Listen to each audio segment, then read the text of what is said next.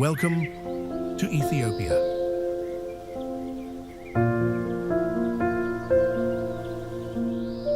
በአትሌት ፈይሳ ሌሊሳ በከባድ ቸልተኝነት ወይም ሰክሮ በማሽከርከር የደረሰ የትራፊክ አደጋ የሰው ሕይወት ቀጠፈ። የአሚን ደም ዛሬም ይጮኻል። ገዳይ አባቱ አሸናፊ ጌታቸውና ወንድሙ ጀማል ጌታቸው የዚች የመስኪን የባንክ ሰራተኛዋን አሚን ነፍስ አንቆ በመግደል ራሷ እንዳጠፋች ለማስመሰል አንገቷ ላይ ገመድ በማንጠልጠል ሰቅሏታል የሚል ወሬ ተወርቶ ነበረ። ያንንም እናነሳለን። በስተመጨረሻ ፋሲል የሚባለው በበጎ አድራጎት ይሳተፍ የነበረው ወጣት ሕይወቱ ማለፉ ተሰምቷል። እነዚህን ሶስት መረጃዎች ወደ እናንተ እናደርሳለን። በቅድሚያም ወደ መጀመሪያው ዜና እንሂድ። የመጀመሪያው ዜናችን ምንድን ነው የሚሆነው? ስለ አትሌት ፈይሳ ሌሊሳ የደረሰን መረጃ አለ። እሱን እንግዲህ አትሌት ፈይሳ ሌሊሳ በሶሻል ሚዲያ ላይ እየተወራ ያለው ነገር ምንድን ነው? የለም ነው። አንድ ከባድ ጥፋት አጥፍቶ ከአገር ወጥቷል የሚል አለ። እሱን በተመለከተ እናነሳለን። በአትሌት ፈይሳ ሌሊሳ በከባድ ቸልተኝነት ወይም ሰክሮ ማሽከርከር ተሽከርካሪ የደረሰ የትራፊክ አደጋ የሰው ሕይወት ቀጠፈ።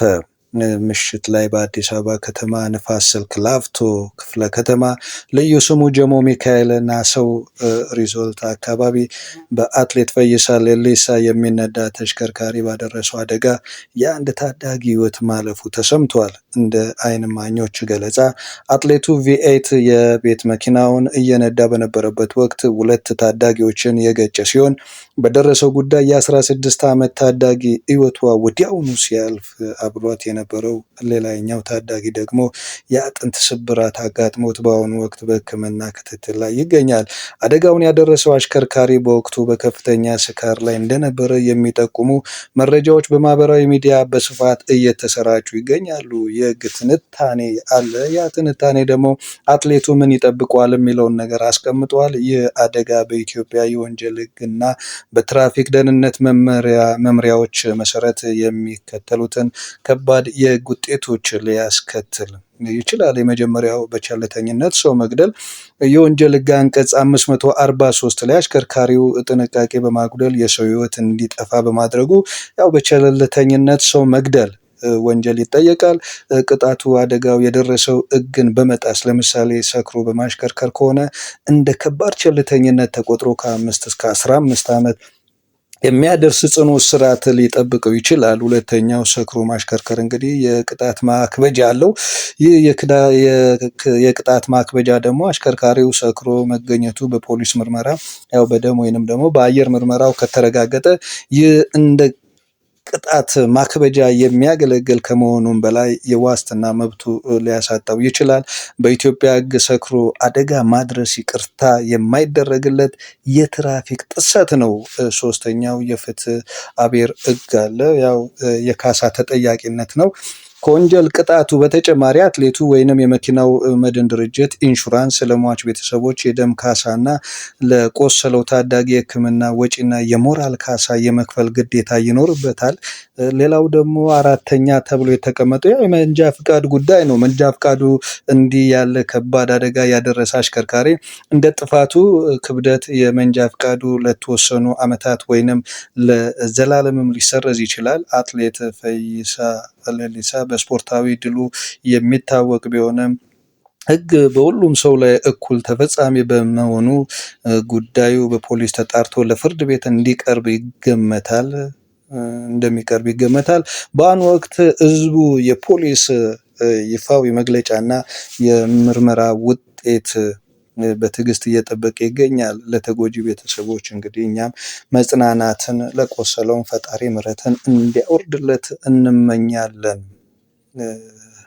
እንግዲህ ጉዳዩን ፖሊሶቹ ተከታትለው እንደሚያደርሱት ተስፋ እናደርጋለን። ሌላው የአሚን ደም ዛሬም ይጮሃል የሚል በድረገጽ ላይ የተለቀቀ አለ። ምን ሆኖ ነው? አሚን ማነች? አሚን እንግዲህ ከዚህ በፊት በአባቷና በአባቷ ታንቃ ተገላ ነገር ግን ራሷን አጥፍታ ነው የተባለች የባንክ ቤት ሰራተኛ ነበረች። እቺ ምስኪን ሰራተኛ መሞቷ ከተሰማ በኋላ ገዳይ አባቷ ነው ተብሎ በሶሻል ሚዲያዎች ተገልጸው ነበሩ። ይህንን ጉዳይ እንግዲህ ለማካፈል ነው የአሜን ደም ዛሬም ይጮሃል ብለው የጻፉት። ገዳይ አባቷ አሸናፊ ጌታቸውና ወንድሙ ጀማል ጌታቸው የዚች ምስኪን የባንክ ሰራተኛዋን አሜን ነፍስ አንቆ በመግደል ራሷን እንዳጠፋች ለማስመሰል አንገቷ ላይ ገመድ በማንጠልጠል ሰቅሏታል ይላል።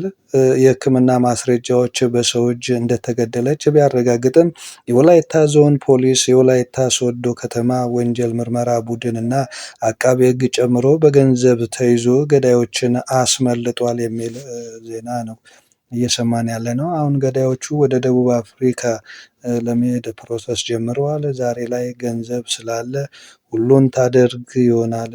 ነገር ግን ነፍስ ገድለ ግን ከሰው ብታመልጥም እንጂ የትም ሀገር ቢሆን ከፈጣሪ ፍርድ አታመልጥም። መቼም እውነት ተቀብራ አትቀርም። ይህን መረጃ ለፌዴራል ፖሊስ እና ለሰብአዊ መብት ተሟጋቾች እንዲደርስ ሼር አድርጉ የሚል ሶሻል ሚዲያ ላይ የቀረበ ነገር አይተናል። የእናንተ አንድ ሼር ለፍትህ ትልቅ አስተዋጽኦ አለው። እንዴት ተገሎ እንዴት እንደተሰቀሏት ደግሞ ዝርዝሩ ወጥቶ ነበር የሚል መልእክት ነው ያስተላለፉት። እንግዲህ የአሜን ጉዳይ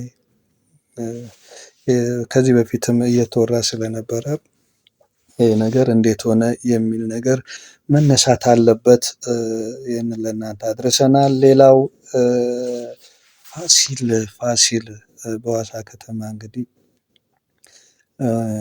አንድ አደጋ ደርሷል። ፋሲል 2 ህጻናት ልጆችና ነፍሰ ጡር ባለቤቱን እንዲሁም አቅመ ደካማ እናቱን የሚያስተዳድር ብርቱ ወጣት ነበር።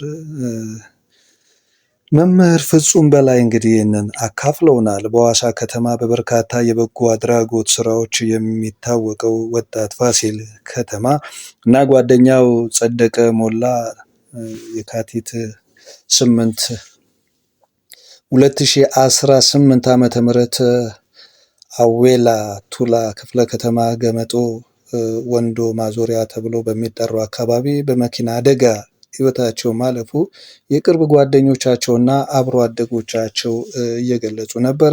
ፋሲል የበጎነት ተምሳሌትና ለራሱ ያልኖረ የሐዋሳ ከተማ የበጎ አድራጎት አምባሳደር ነበር ሲሉ ገልጸውታል።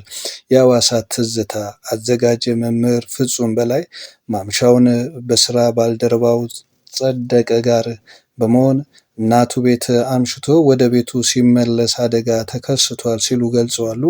ፋሲል 2 ህፃን ልጆችና ነፍሰ ጡር ባለቤት እንዲሁም አቅመ ደካማ እናቱን የሚያስተዳድር ብርቱ ወጣት እንደነበር ገልጸዋል። የፋሲል መጉደል በብዙ ያጎድላል ያለው ሌላኛው የበጎ ፍቃድ ባልደረባ ወጣት ትንሣኤ ዮሐንስ ሐዋሳ አንድ ብርቱ ልጇን በትራፊክ አደጋ ተነጥቃለች ሲል ተናግሯል። አደጋው እንዴት ደረሰ?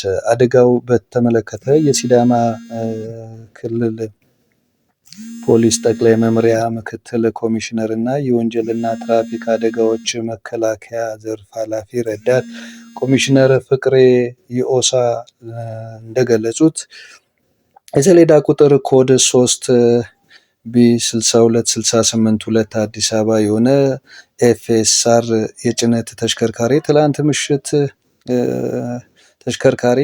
ላይ 3 ሰዓት ከ40 ገደማ ከወንዶ ገነት አቅጣጫ ወደ ሐዋሳ ከተማ እየመጣ ባለበት ከሐዋሳ ከተማ ወደ ቱላ ከሚሄድ ባለ 2 እግር ሞተር ሳይክል ጋር ተጋጭቶ በሞተር ሳይክሉ ላይ የነበሩ የ2 ሰዎች ሕይወት ማለፉን ገልጸዋል። የአደጋው መንስኤ እየተጣራ ነው ያሉት ረዳት ኮሚሽነር ፍቅሬ ዮሳ የጭነት መኪና አሽከርካሪው ከአደጋው በኋላ እጁን ለፖሊስ በመስጠት በአሁኑ ሰዓት በሕግ ጥላ ስር እንደሚገኝ ገልጸዋል። ውድ አድማጭ ተመልካቾቻችን እንግዲህ ሀሳብ አስተያየት ካላችሁ ኮሜንት ላይ ጻፍ አድርጉልን። ለዛሬ ያቀረብነው መረጃ ይህንን ይመስላል። እንግዲህ እባካችሁ ማለት እንፈልጋለን። በብዛት አሽከርካሪዎች ረጋ ብላችሁ ከትራፊክ አደጋ ራሳችሁንም ማህበረሰቡንም ትጠብቁ ዘንድ እዚሁ እናሳስባለን። አብራችሁን ስለቆያችሁ ከልብ እናመሰግናለን። ሁሌም እንደምለው ለአገራችን ለኢትዮጵያ ሰላም፣ ፍቅርን እግዚአብሔር ያድላት። መልካም ሁኑልኝ።